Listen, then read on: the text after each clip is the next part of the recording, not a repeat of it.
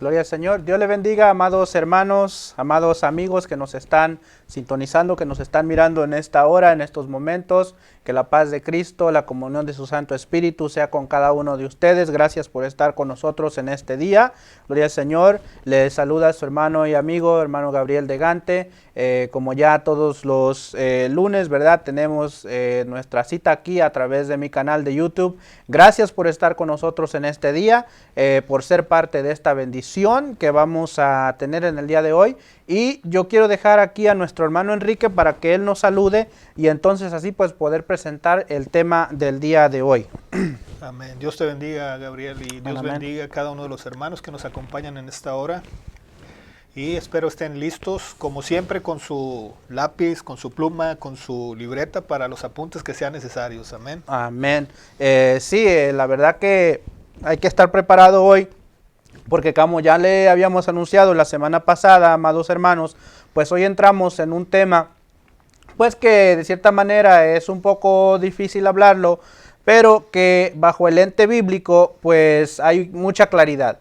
Entonces, en este día de hoy vamos a hablar sobre el tema de el apostolado ante el ente bíblico, ¿verdad? El apostolado ante el ente bíblico. Y pues usted sabe que esto es algo de este tiempo, ¿verdad? Que ha resurgido mucho en este tiempo, Enrique, este tema.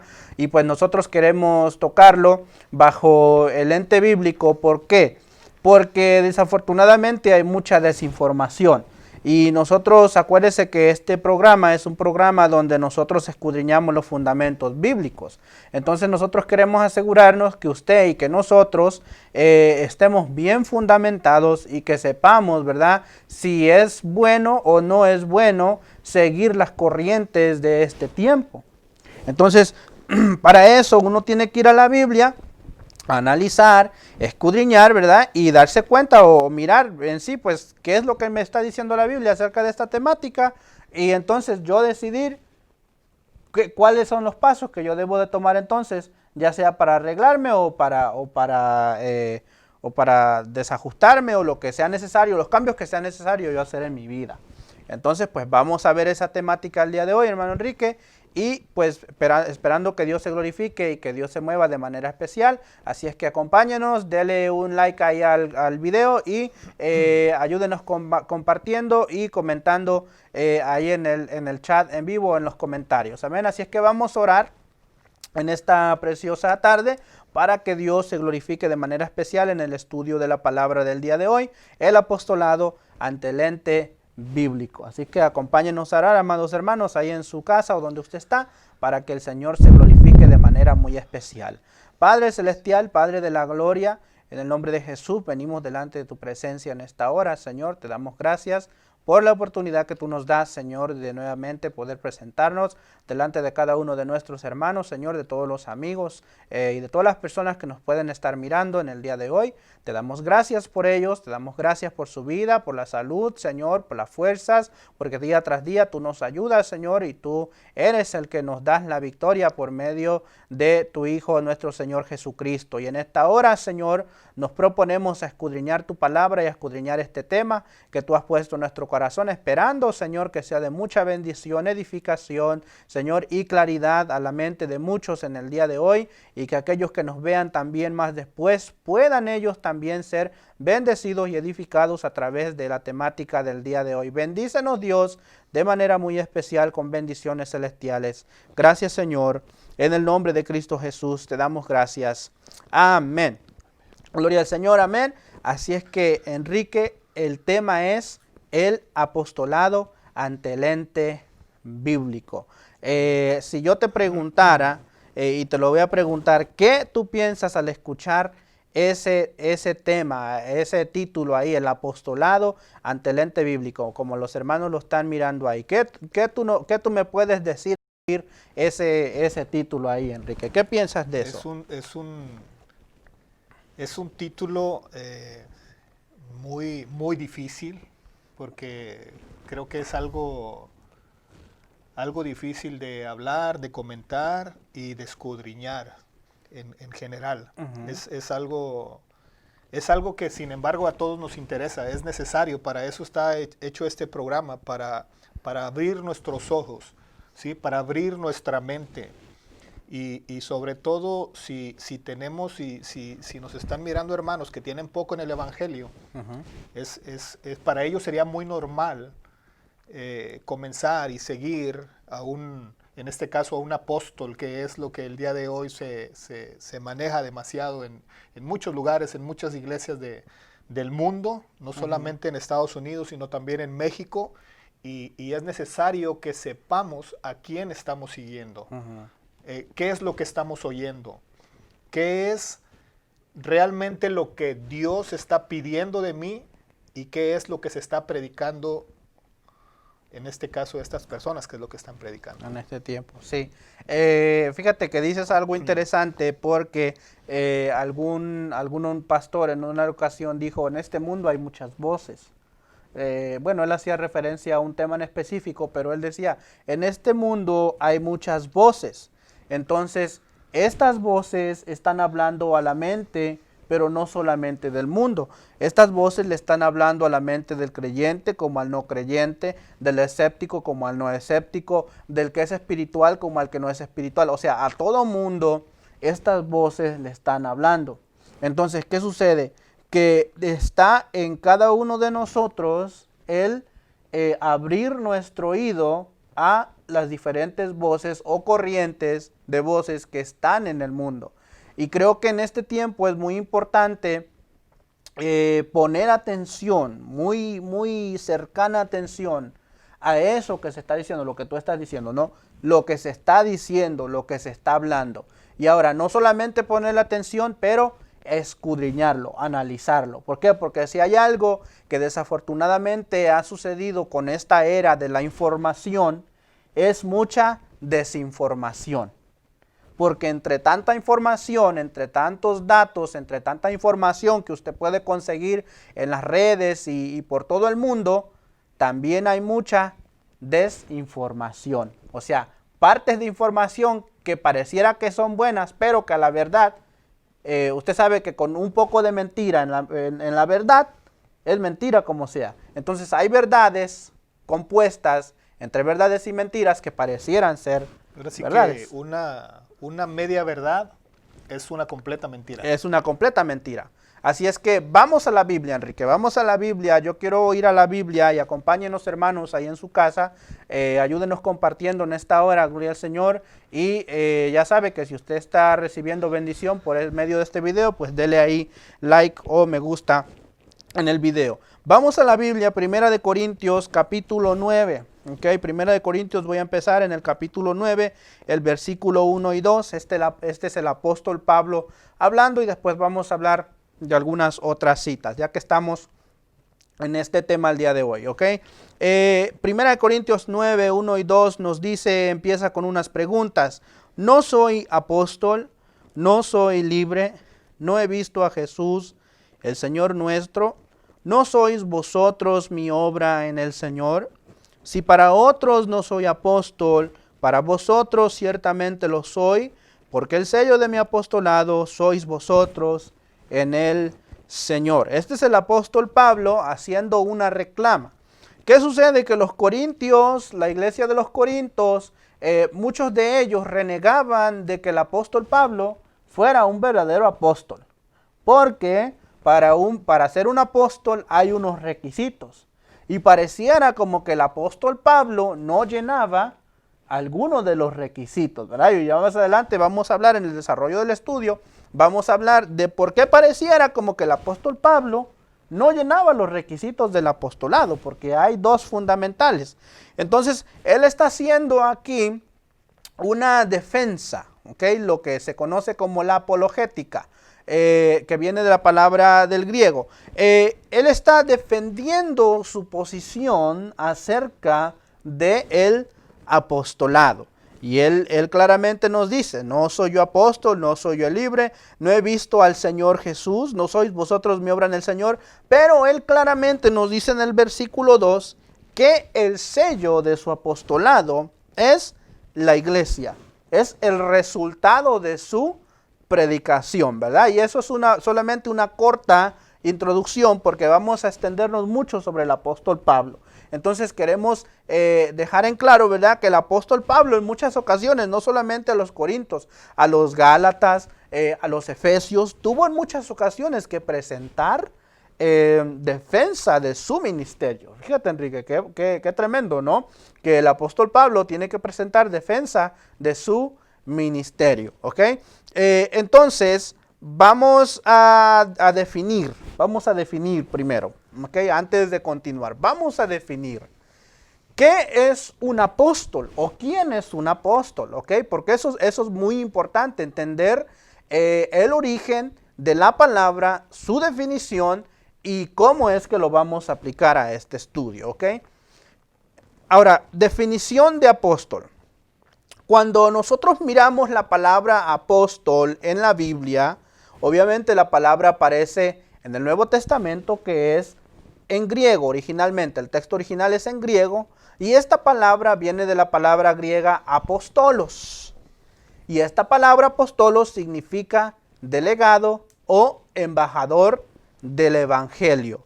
O sea, que esta persona estaba oficialmente comisionado por Cristo, o era un comisionado oficial de Cristo, un embajador, ¿ok? De ahí se deriva la palabra apóstol, enviado, enviar y o mensajero, ¿ok? Eso es bien importante que lo entendamos, porque estamos viendo aquí claramente que apóstolos significa un delegado o embajador del evangelio, pero oficialmente comisionado de Cristo. ¿Okay? Hay una distinción, porque yo puedo ser un delegado o yo puedo ser un embajador. Por ejemplo, en el mundo hay muchos embajadores, el embajador de Estados Unidos, el embajador de México, el embajador de Canadá, que vienen representando a su país. ¿Ok? Pero en este caso, el apóstol está oficialmente comisionado por Cristo. O sea, ¿es quién? Es Cristo quien lo está enviando. ¿Ok?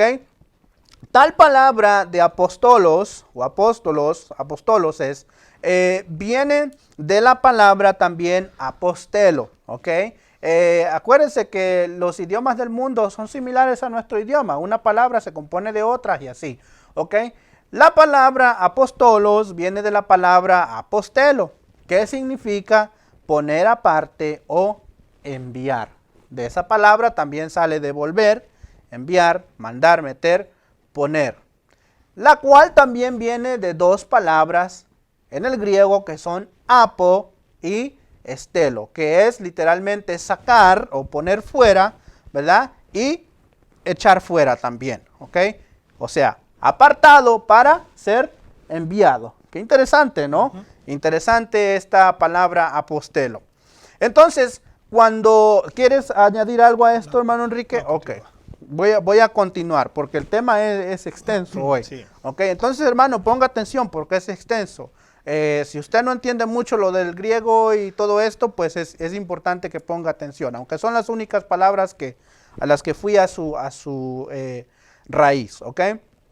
Jesús, fíjese, Jesús no fue el primero, porque nosotros vamos a hablar ahorita de Jesús.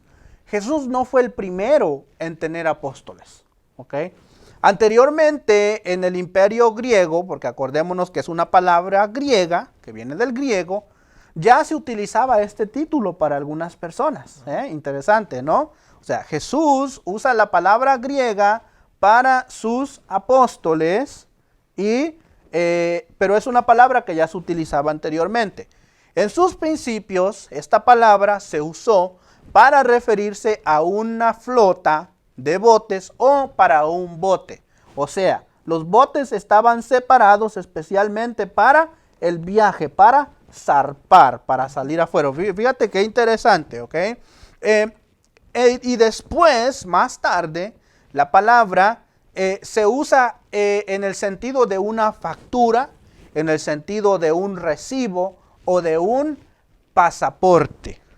Y cuando estudiamos más a profundidad en ese tiempo un poquito anterior, nos vamos a dar cuenta que la palabra apóstol se empieza a usar por los gobernantes por los reyes, por las personas que tenían jerarquías altas en el gobierno o altas jerarquías religiosas, para enviar a alguien con un mensaje específico y depositarle toda la confianza de que ese mensaje iba a llegar al lugar a donde se suponía que llegara. Y el hermano Enrique me compartía que estas personas en sus inicios, ¿verdad? Tú me corriges si estoy mal. En sus principios, estas personas tenían la tarea de llevar un mensaje y los mandaban al peor lugar o al lugar más difícil, donde estaban los pueblos más malos, por decirlo, para enviar este mensaje. Si esa persona lograba llevar el mensaje, que el mensaje llegara a ese lugar bien, y que supongamos que es una carta, que esa carta llegaba al lugar bien, el mensaje era escuchado, comprendido y obedecido, esa persona se convertía en un apóstol. Exacto. O sea, era en un enviado para llevar el mensaje. ¿Ok? Hasta lo dije bien. Sí. Ok, bien. Yo tengo que asegurarme de que el hermano Enrique, bueno, que estamos bien, ¿no? Porque él fue el que me compartió mucha información también y yo quiero asegurarme que la estoy diciendo bien. Ahora, bueno, ya vimos que entonces, cuando hablamos de apóstoles, vimos que el apóstol Pablo defiende su apostolado, ¿verdad? Más adelante vamos a hablar más de esto. Cuando hablamos de Jesús, Jesús escoge sus apóstoles, sus discípulos, ¿verdad? Debemos de notar entonces que el que lleva el título de apóstol, ya sea en la Biblia o en la historia secular, era uno con la más grande confianza y responsabilidad sobre sus hombros. Hasta la vida iba a depender de la entrega o el mensaje que se llevara. ¿Ok? Por alguna razón, los apóstoles de Cristo fueron perseguidos, martirizados, ¿verdad? Sufrieron mucho por el mensaje que estaban llevando. O sea, ejecutaron la definición y la labor del apostolado hasta sus más altas consecuencias. Correcto. Wow, qué interesante, ¿no? Entonces, vamos a Mateo 10. Los voy a llevar a Mateo 10. Si ustedes se están preguntando por qué el hermano Enrique no está diciendo nada, es porque ahorita el hermano Enrique nos va a dar una información muy poderosa que él nos va a compartir. Entonces, por eso yo estoy haciendo esta semibreve introducción, ¿ok? Vamos a ver en Mateo 10, los versículos 2 al 4, los nombres de todos los apóstoles, ¿ok? O de todos los discípulos de Jesús, ¿ok? Se los voy a leer. Los nombres de los 12 apóstoles son estos. Primero Simón llamado Pedro y Andrés su hermano, Jacobo hijo de Zebedeo y Juan su hermano, Felipe, Bartolomé, Tomás, Mateo el publicano, Jacobo hijo de Alfeo, Lebeo por sobrenombre Tadeo, Simón el cananista y Judas Iscariote, el que también le entregó. Esos eran los 12 apóstoles del Señor, ¿ok? Sus 12 discípulos. Ahora, Jesús escoge a 12 con el fin de que estos 12 fueran entrenados para la tarea de llevar su mensaje al mundo después de su resurrección, ¿ok? Ya después en la resurrección vamos a ver que el Señor les dice, id por todo el mundo y predicar, ¿verdad? A todo el mundo, a Jerusalén, a Judea y hasta los confines de la tierra. El título de apóstol también va a corresponder en la Escritura a una persona autorizada por una congregación local para que entregue de manera segura dádivas específicas a otra iglesia cristiana. Lo vimos en el libro de los Hechos, ¿verdad? Se les dijo en una ocasión que en un lugar los hermanos habían recibido el bautismo del Espíritu Santo y mandaron a los apóstoles a verificar que se les estaba enseñando correctamente el uso de los dones y del poder del Espíritu Santo. El apóstol también corresponde a aquellos a quienes Jesucristo ha enviado. Pablo se refiere como apóstoles en este sentido a un gran número de personas. Nos vamos a dar cuenta a través de la Biblia que no solamente fueron los 12, bueno, Jesús selecciona 12, pero después en la Escritura se mencionan algunos otros, ¿ok? Y yo creo que más adelante vamos a explicar por qué, ¿ok? Por ejemplo, si damos una cita, usted puede ir a Romanos 16:7, escríbalo. Le voy a dar otra, y 1 Corintios 9, 1 y 5, ¿ok? Escriba esa, Romanos 16:7 y 1 Corintios 9, 1 y 5, ahí se dan algunos ejemplos, ¿ok? Claramente entonces, cuando nosotros vemos y analizamos la Biblia, vemos que Jesús fue quien escogió a sus discípulos para ser apóstoles, ¿ok? Y esto es bien importante. Jesús es quien escogió a los discípulos para ser apóstoles. Jesús tenía muchos seguidores, ¿ok? Y muchos discípulos también, porque en una ocasión también manda 70. ¿Te acuerdas, Enrique, verdad? Sí. Manda 70, entonces son muchos discípulos. Pero no todos fueron apóstoles, ¿ok? Hay que aclarar, no todos fueron apóstoles, ¿ok? ¿Cuáles son entonces los requisitos para el apostolado? Aquí sí, yo voy a leer del libro de Hechos, ¿ok? Acompáñeme, hermano y hermana que está en su casa, amigos que están en su casa, acompáñenme al libro de Hechos. Yo voy a ir al capítulo 1 del libro de Hechos, ya para terminar esta introducción, que yo espero que sea breve. El capítulo 1 del libro de Hechos, vamos al versículo 21, ¿ok? Hay dos requisitos fundamentales, los cuales la Biblia nos habla. Cuando entremos en 1 Corintios, 2 Corintios, los escritos de Pablo, vamos a ver que él hace alusión a algunas otras cositas, pero fundamentalmente nos vamos a dar cuenta que hay dos requisitos principales, ¿ok? Hechos, capítulo 1, versículo 21, y vamos a leer hasta el 22. Dice así, escrito está: es necesario pues que de todos estos hombres que han primero estado con nosotros todo el tiempo que el Señor Jesús entraba y salía entre nosotros, comenzando desde el bautismo de Juan hasta el día en que entre nosotros fue recibido arriba, uno se ha hecho testigo con nosotros de su resurrección. ¿Ok? Aquí vamos a ver claramente dos requisitos. Primero nos habla, ¿verdad?, de que los hombres o la persona que estaba apta para el apostolado tenía que haber estado con Jesús o aprendido de Jesús, mirado a Jesús, desde que fue bautizado y hasta, desde que Jesús fue bautizado y ver el recorrido del ministerio de Jesús. Y el segundo requisito era hasta el día en que entre nosotros fue recibido arriba, y también ver al Cristo resucitado y verlo ascender al cielo. ¿Okay? Dos requisitos fundamentales.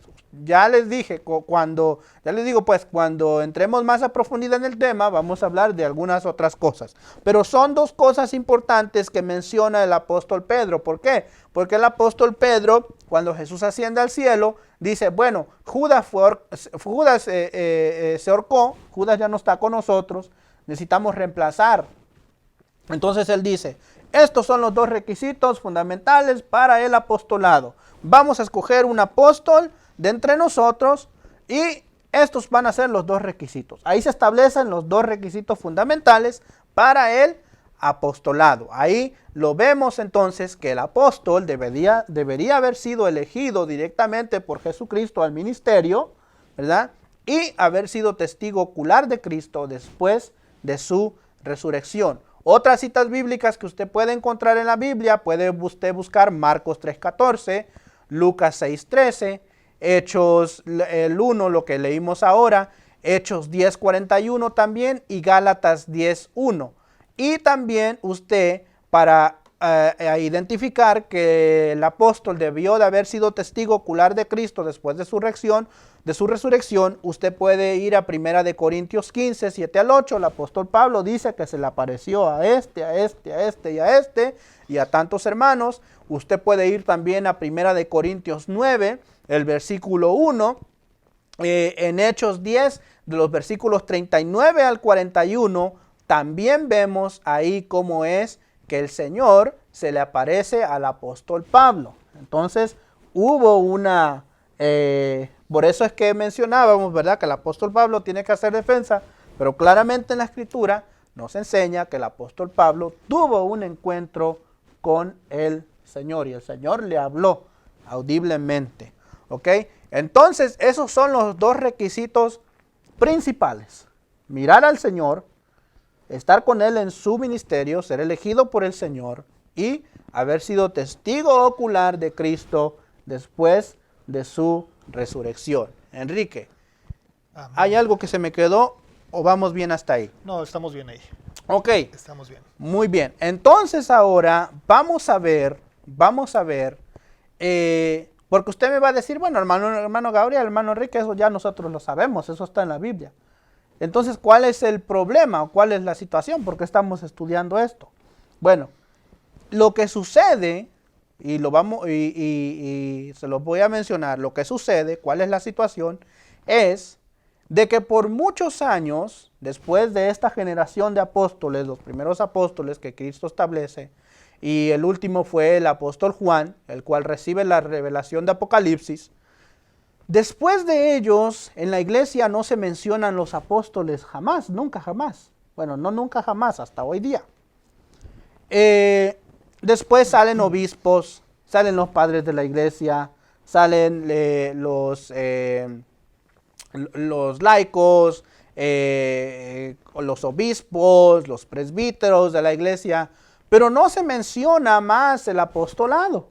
Interesante, ¿no, Enrique? Uh-huh. Después, no sé, o sea, si usted estudia la Biblia, la historia de la iglesia, bueno, no la Biblia, la historia de la iglesia, después del primer siglo, no hay más apóstoles. Se desaparecieron. Como que la gente hizo caso y escuchó la palabra del Señor por medio del apóstol Pablo cuando les dijo: edificaos sobre el fundamento de los apóstoles y profetas, dándonos a entender que ya el mensaje de los apóstoles, el mensaje de los profetas había sido establecido y que esas enseñanzas nos iban a ayudar a nosotros a seguir edificándonos hacia adelante. Es importante lo que dijiste, es el fundamento. El fundamento. Son el fundamento. Ellos son el fundamento. Los profetas, o sea, la ley, el tiempo de la ley, y los apóstoles. ¿Por qué los apóstoles? Porque, bueno, ¿por qué la ley? La ley, porque Dios le da la ley a los profetas, o en este caso a Moisés, ¿verdad?, para enseñarle al pueblo cómo es que debía vivir una vida agradable delante del Señor. Y a los apóstoles, porque el Señor Jesús directamente, Dios mismo, viene y le enseña a ellos cómo era la forma de nosotros llegar al cielo sin necesariamente las obras de la ley. ¿Ok?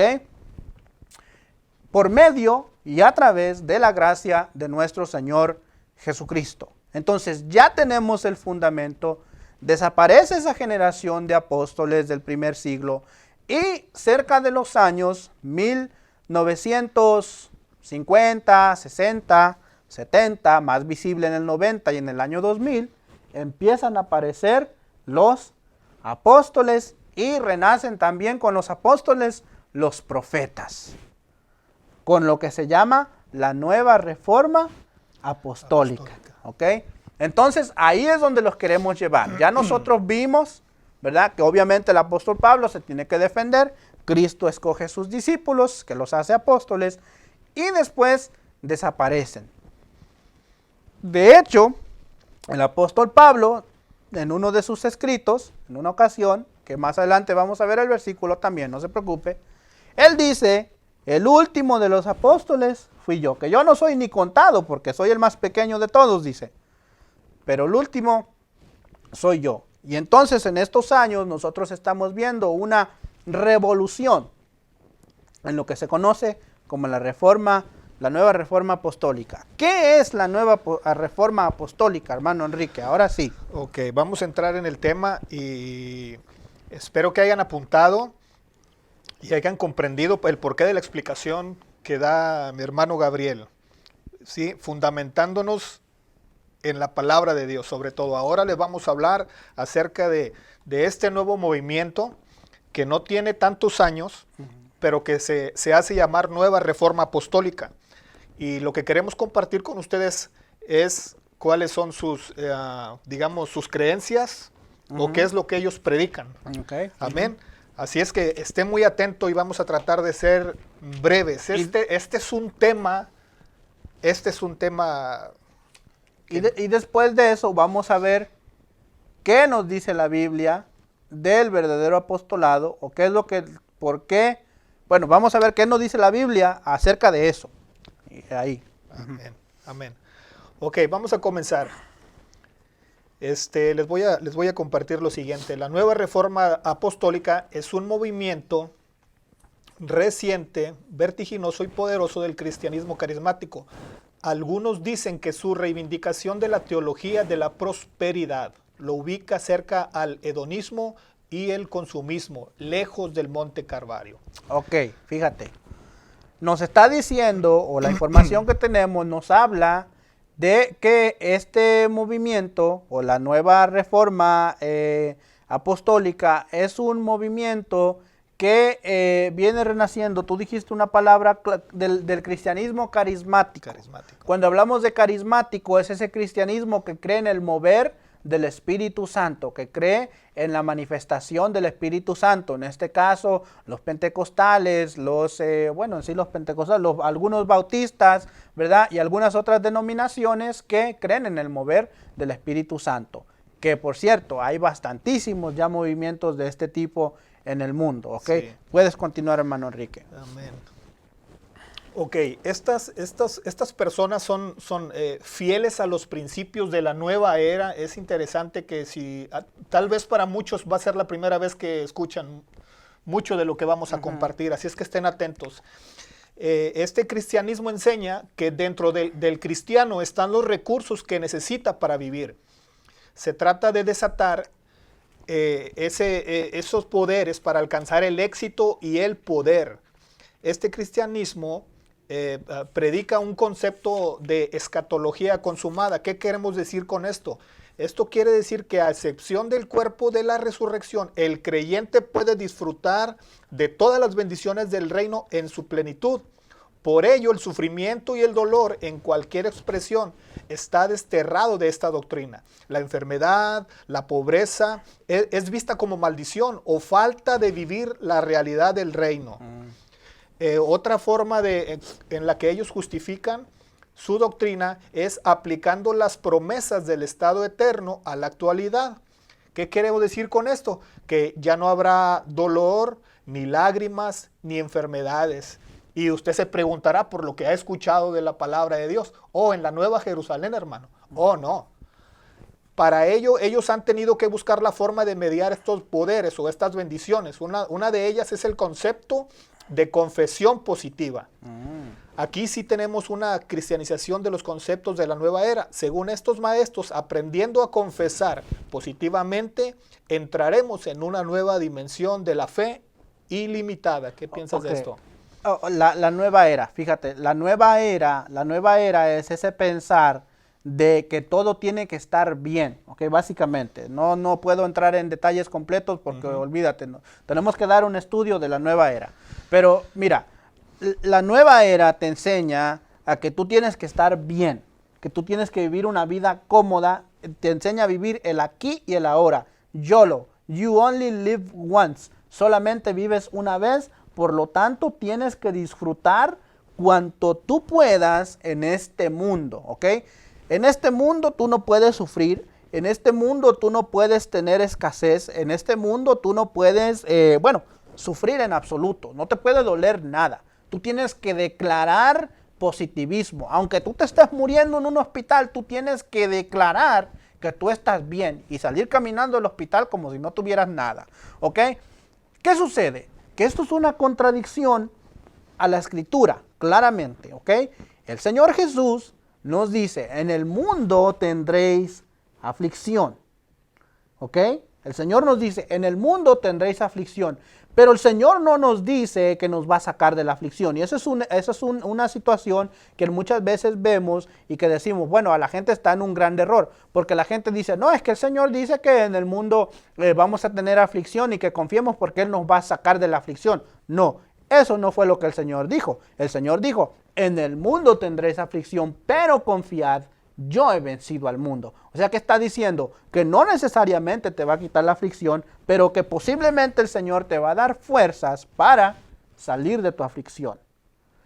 Las confesiones positivas, no, que yo tengo que, bueno, vamos a entrar más a detalle más adelante en eso. Es un tema, eso de la confesión positiva es otro tema también. Por eso es que esto es bien difícil, porque estamos hablando de metafísica ahí.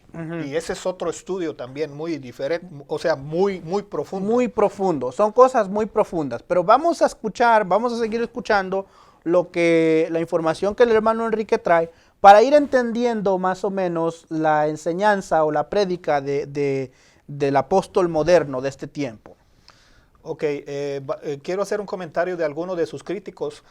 Algunos de los críticos de este movimiento nos dice que dos de los grandes vicios de la iglesia evangélica hoy son la sed de poder, prestigio y riqueza. Se le acusa de no ser bíblica, de no ser cristocéntrica, que de ser un evangelio antropocéntrico, humanista y místico. ¿Sí? Apunte esas palabras, hermano, para que pueda usted investigar y saber de qué estamos hablando. También confianza excesiva en la iniciativa humana. En sí, la nueva reforma apostólica no tiene un creador, no tiene un fundador en particular. Sin embargo, hay un hombre, voy a emitir el nombre, ese líder es el más reconocido del movimiento. Él fue quien identificó y analizó y experimentó y difundió los principios de la nueva reforma. Sí, el crecimiento de la iglesia. Él lo que pudo, lo que analizó y lo que miró, ¿quieres que te lo nombre? Permíteme unos segundos. Ajá. Dale para atrás a los 3 puntos de los cuales tú mencionaste: no Biblia, no cristocéntrico, evangelio antropocéntrico, humanista y místico, y una confianza excesiva en la iniciativa humana. O sea, cuando usted se pone a escuchar o analizar el mensaje de muchos, todo va a ir, le van a decir el Señor, le van a decir eso, el Señor, le van a hablar del Espíritu, le van a hablar de que tú eres algo especial solamente. Nunca te van a decir eres hijo de Dios, nunca te van a decir el nombre del Dios o del Señor, y nunca te van a dar el nombre del Espíritu, ¿ok? Te van a vender algún libro que sea de algún líder de cualquier X movimiento, que hable del positivismo y de cómo tú salir. Las 7 claves para el éxito financiero, las 7 claves para orar, las 24 metas que tú te tienes que hacer en el año 2020 para crecer espiritualmente. Todo ese tipo de cosas, pero no te van a vender o no te van a decir, compre la Biblia de estudio, porque esta Biblia te va a ayudar a profundizarte, a conocer a Cristo. ¿Ok? Hay que tener cuidado con eso, hermano. Hay que tener mucho cuidado, ¿ok? Hermano Enrique, continúa. Ok, una de las, esta persona, una de las cosas que analizó es que, por ejemplo, él se fue a la historia y él miró el elemento sobrenatural de las iglesias pentecostales. Había sido muy importante para su rápido crecimiento. La guerra espiritual fue un elemento crucial en el desarrollo de las iglesias. Esta persona trazó la genealogía de la nueva reforma apostólica basada en esto. Las iglesias africanas independientes movimiento de 1900 caracterizado por delegar una increíble cantidad de autoridad en algunos individuos de la iglesia. En las iglesias en casas de China que se remontan a 1976, cuando algunas personas llegaron a tener una autoridad sobre millones de cristianos. Las iglesias comunitarias independientes de Latinoamérica que hacia 1980 en áreas urbanas lograron comunidades grandes lideradas por líderes fuertes. Y el movimiento de la lluvia tardía que fue formado por las iglesias carismáticas independientes de Estados Unidos en 1940, este hombre lo considera como un movimiento que solo es válido para las iglesias en los Estados Unidos. Todos estos movimientos que acabo de nombrar ahora mismo inspiraron el fenómeno de la nueva reforma apostólica que hoy reclama la necesidad de apóstoles contemporáneos. Sí, quiero denotar, cuando tú hablas de las iglesias africanas, si usted ha visto alguno de estos movimientos, usted se va a dar cuenta que estos predicadores que son de Dios, muchos de ellos, la mayoría de ellos en sus principios, ¿verdad? Ellos les dicen men of God, ¿ok? Men of God, hombre de Dios, ¿ok? Todos se hacen llamar hombre de Dios, ¿ok? ¿Por qué? Porque vemos que se toma esta figura, ¿verdad? Es como este ejemplar, ¿no? Este tipo, y se trae ahora a este tiempo para apoyar una cierta ideología, porque es de lo que estamos hablando aquí. Lo que tú estás mencionando es una ideología, es un movimiento, es una organización, pero claramente bajo la investigación nos estamos dando cuenta que es un movimiento humano, ¿ok? Porque cuando se empiezan a emplear estrategias humanas, el movimiento es humano. O sea, yo no puedo aplicar aquí estrategias humanas para convencerlo a usted de que la Biblia es la verdad. Porque aquí el que convence es el Espíritu Santo. Amén. O sea, yo no te puedo decir, no es que tú tienes que creer en la Biblia porque esto, o sea, sí, hay muchas pruebas. En la apologética yo te puedo enseñar muchas pruebas. Pero yo no te voy a convencer. Yo no te voy a convencer de que Cristo es el Señor. Aquí el que convence es el Espíritu Santo. Pero cuando yo empiezo a usar mucha palabra, mucha elocuencia quizás y muchos otros métodos de convencimiento, porque en estos movimientos se usa mucho, Enrique, la psicología, ¿verdad? Los sentimientos, se le llega a la gente con los sentimientos, con las emociones, el emocionalismo, y eso empieza a tomar el lugar del Espíritu Santo. Se empiezan a usar estrategias humanas. Y también, pues ahí hay que tener uno mucho cuidado. Métodos es lo correcto, la palabra correcta que acabo de utilizar, porque esta persona menciona la existencia de un patrón de bendición, un conjunto de nuevas metodologías, lo que acabas de decir, que resultan respuestas positivas a las necesidades del evangelismo, extensión del reino y cumplimiento de la gran comisión. Hay un libro que voy a omitir el nombre también. Este libro hace un análisis de las doctrinas falsas. Okay.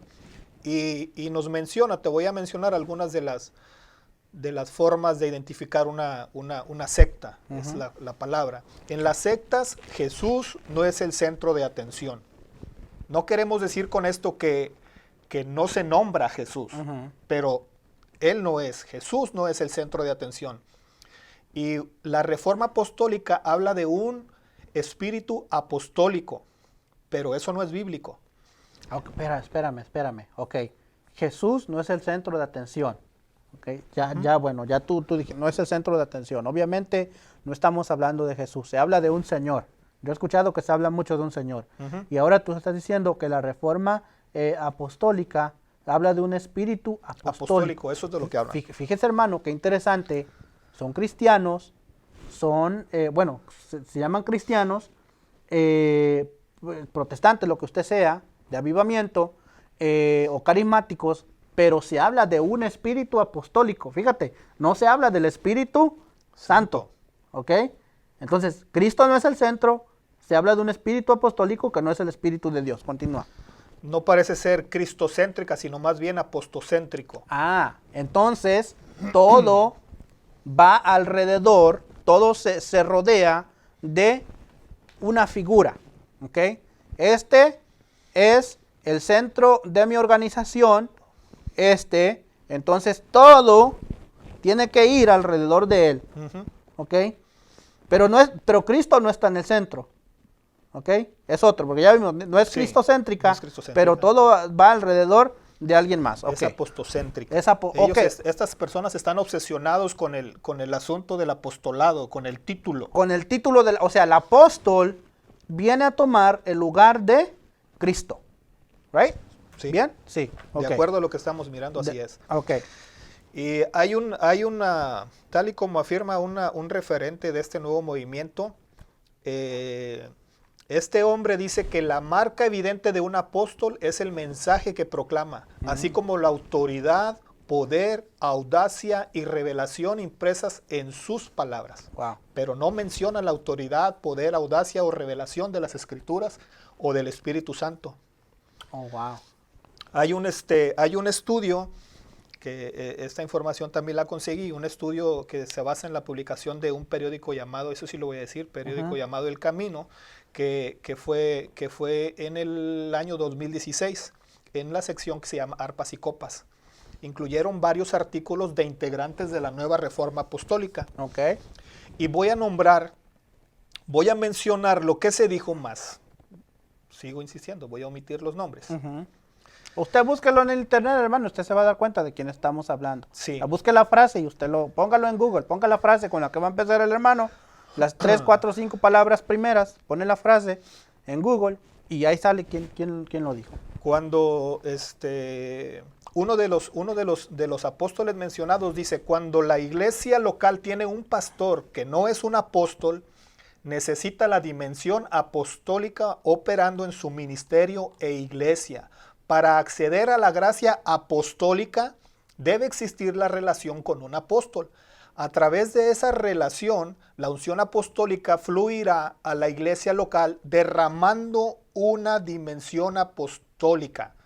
¿Quieres hacerme algún comentario ahí? Sí, o sea que está diciendo que si el hermano Enrique mañana decide ser apóstol, yo como el hermano Gabriel, yo no lo puedo a él mandar a ser apóstol porque yo no soy un apóstol. O sea, para tú poder ser un apóstol, tú necesitas tener un amigo apóstol o alguien que... Yo no puedo, incluso si el mismo Cristo viniera y te dijera, te nombrara apóstol, tú no puedes ser porque tú tienes que tener una relación con un apóstol de la actualidad. Hasta lo que estoy mirando aquí, por lo que podemos ver es que tú quieres acceder o tú quieres ser un apóstol, tú tienes que tener una amistad o una relación con un apóstol. Solamente otro apóstol te puede nombrar a ti. Oh, wow. Ok. Entonces la comisión de Jesús queda inválida. Bueno, aquí no es nombrado Jesús. Por eso, y mira lo que te voy a decir, mira lo que veo yo aquí. Dice, a través de esa relación, la unción apostólica fluirá a la iglesia local derramando una dimensión apostólica. Se va a derramar una dimensión apostólica. No solamente están dejando a Cristo de lado. El Espíritu Santo aquí no podemos ver que lo nombre. Esta persona, esto que yo estoy hablando ahora mismo, son palabras de este apóstol. Ok, ajá. ¿Sí? Quiero entender bien. No es la unción de Jesús, ni la unción del Espíritu Santo. Para yo poder, supongamos que yo quisiera ser un apóstol, yo necesito la unción de otro apóstol. De otro apóstol. Wow. Ok. Sí. Ajá. Te lo voy a leer completamente también para que los hermanos escuchen bien. Cuando la iglesia local tiene un pastor que no es un apóstol, necesita la dimensión apostólica operando en su ministerio e iglesia. Para acceder a la gracia apostólica debe existir la relación con un apóstol, que es lo que ya explicamos. A través de esa relación, la unción apostólica fluirá a la iglesia local derramando una dimensión apostólica. Este mismo apóstol continúa diciendo que la iglesia debe tener una estrategia, un plan sistemático o acción proyectada en dirección a acceder a la gracia del oficio apostólico, y sigue dejando fuera a Cristo y el Espíritu Santo. Oh, wow. ¿Sí?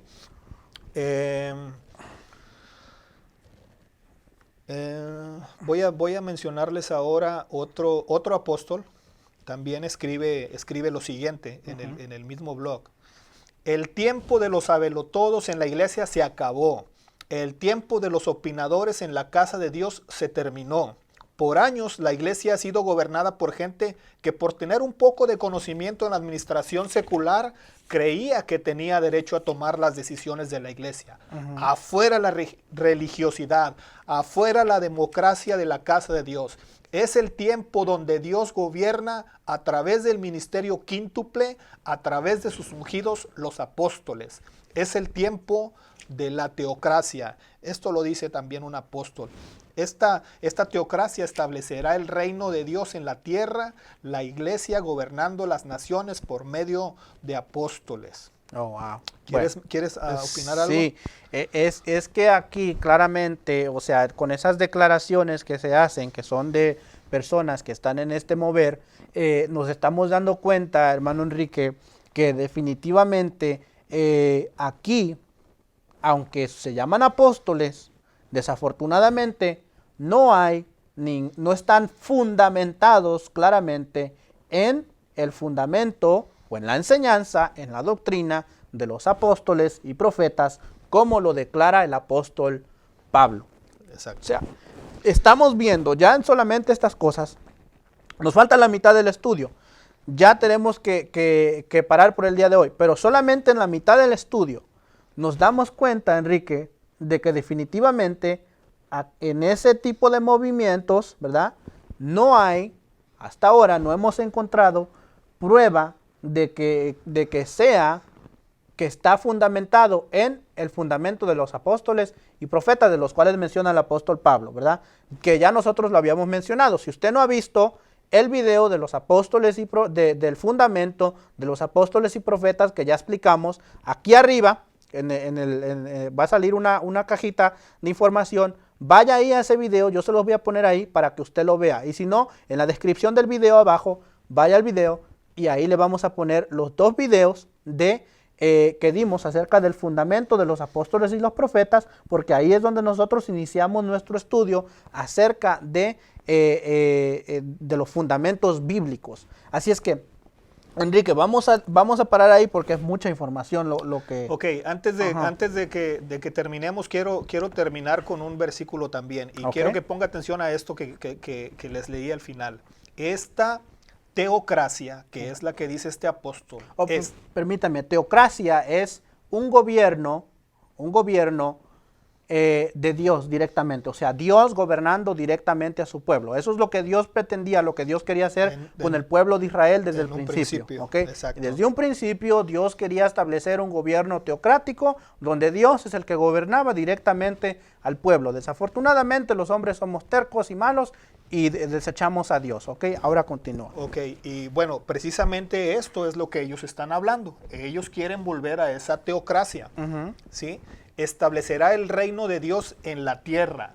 Ellos dicen que el reino de Dios debe ser establecido en la tierra. Pongan mucha atención a esto, ¿sí? La iglesia gobernando las naciones por medio de apóstoles. Más adelante vamos a seguir hablando acerca de esto, pero yo quiero dejarlos con estos. Mire, Juan 18:36. ¿Qué dice la Biblia acerca de el reino de Dios en la tierra? Dice, escrito está, respondiendo Jesús, mi reino no es de este mundo.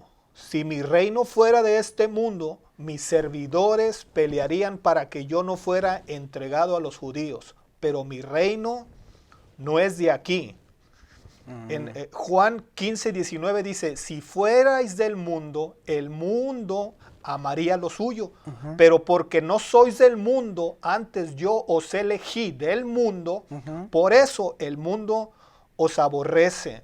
Los dejo con esos dos versículos, apunte, Juan 18:36 y Juan 15:19, porque vamos a seguir hablando acerca de el reino en la tierra, que es lo que ellos predican. Vamos a seguir hablando de esto.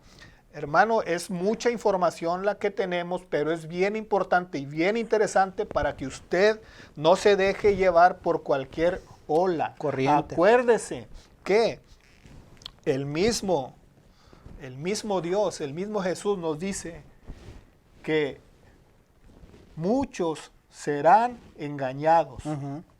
Así es. Muchos escogidos también. Así es que tenemos que tener los ojos bien abiertos, los oídos bien abiertos, pedirle a Dios que quite de nosotros, si hay algún velo, que si hay algo en los oídos de nosotros, que lo quite también. Y hermano, tenemos que meternos y buscar del Espíritu Santo, que es el único que nos va a hablar.